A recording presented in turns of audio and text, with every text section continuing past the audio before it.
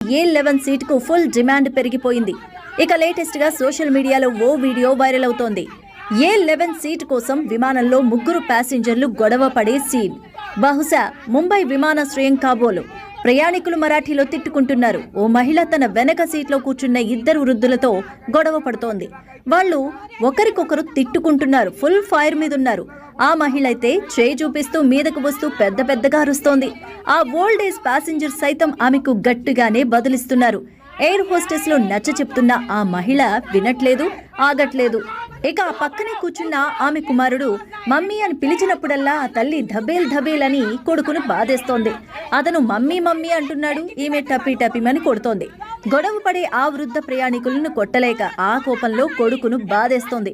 11A seat కోసం గొడవ అంటూ ఆ వీడియో సోషల్ మీడియాలో తెగ సర్క్యులేట్ అవుతోంది.